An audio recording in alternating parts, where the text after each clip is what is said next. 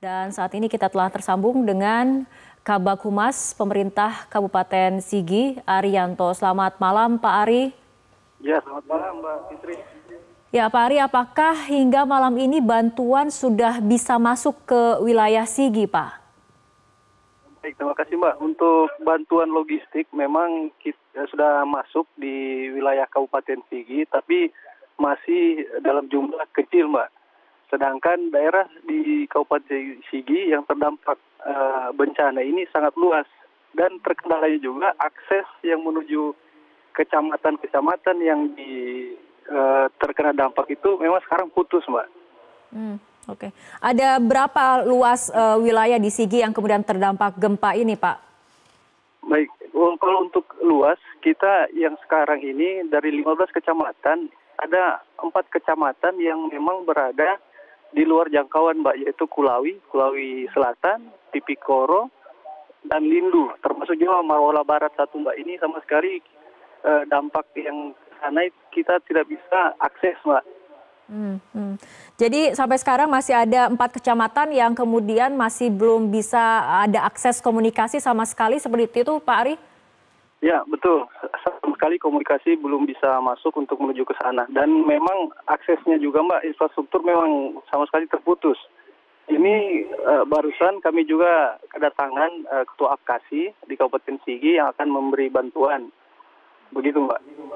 Oke, bisa Anda kemudian jelaskan bagaimana kondisi akses di Kabupaten Sigi itu sendiri, Pak? Apakah kemudian saat ini aksesibilitas memang sudah bisa cukup terbuka atau kemudian masih sangat sulit dimasuki? Masih sangat sulit, Mbak, untuk sekarang. Sedangkan untuk yang di daerah yang komunikasinya bisa kita saling komunikasi, untuk masuknya juga masih susah, Mbak. Karena yang dibutuhkan kendala sekarang itu memang alat berat yang masuk untuk evakuasi korban sama sekali belum bisa. Dan terkendala juga masalah BBM, Mbak. Jadi ketika alatnya...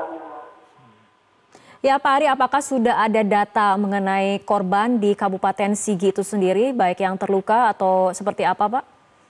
Baik, Pak. Ya, untuk yang data yang dievakuasi selama ini, evakuasi masih dari tim Basarnas juga, baru sekitar 50-an jenazah, Mbak, yang dievakuasi. Dari sekian luas Kabupaten Sigi baru 50, Mbak. Oke, dari seluruh wilayah yang terdampak ada berapa orang, Pak, ataupun ada berapa kepala keluarga ya sebetulnya di wilayah Kabupaten Sigi ini untuk yang wilayah yang terdampak gempa? Baik, ini begini, Mbak. Di wilayah Sigi ini dampak gempa ada 2, Mbak, ya. Mungkin di Kota Palu gempa dan tsunami. Tapi kita di wilayah Sigi ini dengan lumpur, Mbak. Jadi mungkin sudah bisa dilihat mungkin tadi di video ada juga sudah saya kirimkan. Itu memang lumpur itu memang rumah saja, lokasi pun bergeser semua, Mbak. Jadi kalaupun ada yang rumah yang hanyut atau bergerak oleh lumpur, ya selebihnya itu pasti terendam gitu, Mbak. Jadi kita belum dapat betul koordinasi dengan kecamatan maupun kepala desa terkait korban jiwa yang sebetulnya, Mbak. Cuma yang dievakuasi baru sekitar 50-an. Oke, bagaimana dengan posko pengungsian, Pak Ari? Apakah kemudian sudah dibangun saat ini? Baik, untuk posko pengungsian yang langsung dikoordinir oleh Pak Bupati itu berada di belakang kantor camat Biromaru, Mbak, dan yang camp pengungsian itu tersebar karena di wilayah Sigi, Mbak, begini, ada sebagian juga warga Kota Palu yang mengungsi ke Sigi. Begitu, Mbak. Jadi kita memang agak susah untuk mendata, tapi ini sebenarnya kita lakukan terus, Mbak. Oke, artinya untuk jumlah data pengungsi sampai saat ini Pemkab masih kesulitan untuk melakukan pendataan seperti itu, Pak Ari? Ya, tapi kita tetap mendata terus, Mbak. Bukan kita menutup diri, kita tidak menutup kemungkinan kita tidak terima pengungsi yang dari mana, kita tetap tidak terima, Mbak. Oke, untuk bantuan sendiri, Pak, apa kemudian yang paling dibutuhkan oleh warga di Sigi terutama? Yang jelas kita butuhkan yang sudah pasti itu masalah logistik, Mbak, tentang makanan, minuman, air bersih, obat-obatan, dan juga alat berat untuk mengevakuasi, Mbak. Karena memang ada alat berat tapi BBM-nya yang tidak ada. Ini memang mungkin koordinasi dengan Pertamina, mungkin boleh Metro TV bantu, Mbak. Artinya alat berat sudah ada, tapi kemudian tidak bisa dioperasikan karena BBM-nya juga kemudian tidak tersedia. Seperti itu ya, Pak Ari? Ya, dan alat berat pun kita terbatas, Mbak. Dari Dinas PU kita mungkin sekitar 3 atau 4. Oke. Untuk kondisi malam hari ini di Sigi seperti apa, Pak? Kondisi ya gelap, Mbak. Karena ini listrik di sini belum menyala. Apakah ada genset yang tersedia di situ, Pak? Genset hanya di sebagian tempat saja, Mbak. Di fungsi di camp-camp yang skalanya mungkin lebih besar gitu, Mbak. Oke. Pak Ari mungkin bisa kembali dikonfirmasi mengenai data korban yang ada terutama di Kabupaten Sigi. Ya, yang untuk korban itu sekitar yang baru dievakuasi mungkin sekitar 50-an, Mbak. Kemudian untuk tim SAR sendiri, bagaimana kemudian strategi untuk besok ketika melakukan evakuasi? Apakah ada komunikasi dengan Pemkab atau seperti apa? Ya, betul. Kita dari tim Basarnas maupun tim SAR juga koordinasi terus dengan Pemda Sigi, dengan pihak Koramil juga, Mbak. Cuma ya itu terkendalanya akses untuk menuju ke sana, Mbak. Apalagi di kecamatan-kecamatan ini yang berada di luar jangkauan karena akses jalan itu sama sekali putus, Mbak.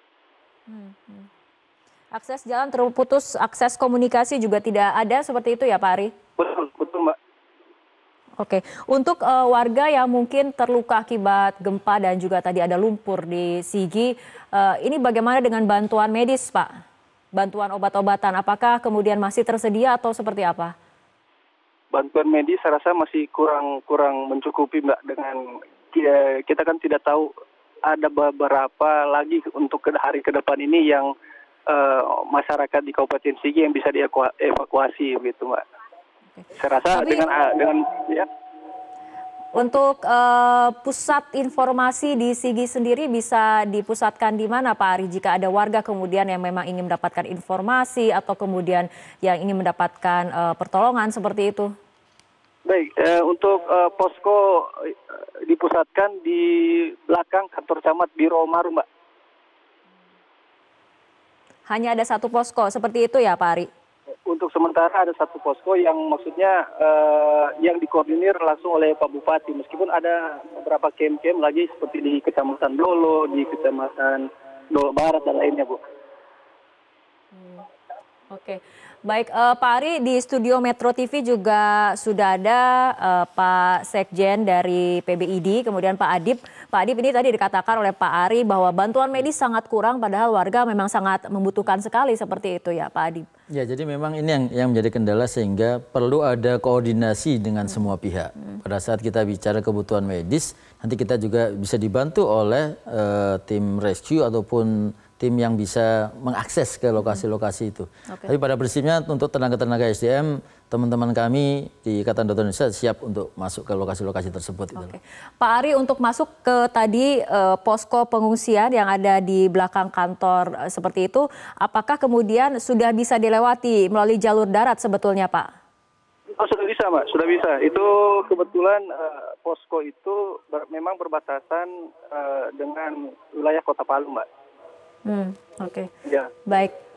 Ya, Pak Adib, artinya sebetulnya aksesibilitas sudah terbuka, artinya tim medis sudah bisa untuk kemudian masuk ke wilayah Sigi itu sendiri. Nanti kita koordinasikan dengan teman-teman yang ada di lapangan. Oke, Pak Ari, karena di sini ada Sekjen ID, mungkin Pak Ari bisa menjelaskan apa saja kebutuhan yang diperlukan oleh warga sehingga ketika tim medis masuk ini bisa disesuaikan dengan kebutuhan para warga di Sigi, Pak. Ya, baik Mbak. Untuk kebutuhan kami di Kabupaten Sigi selain makanan, minuman, air bersih, dan obat-obatan, ya mungkin juga ya itu tadi Mbak, untuk kita mengakses ke lokasi-lokasi yang terputus aksesnya Mbak, jalannya. Jadi memang sangat dibutuhkan seperti alat berat yang menuju ke sana gitu Mbak. Oke, untuk warga yang terluka sendiri Pak, sebagian besar apa kemudian menjadi keluhannya ataupun apa yang dideritanya? Ya, seperti untuk luka-luka sudah teridentifikasi juga Mas, sudah terkumpul sekitar 400-an Mbak. Keluhannya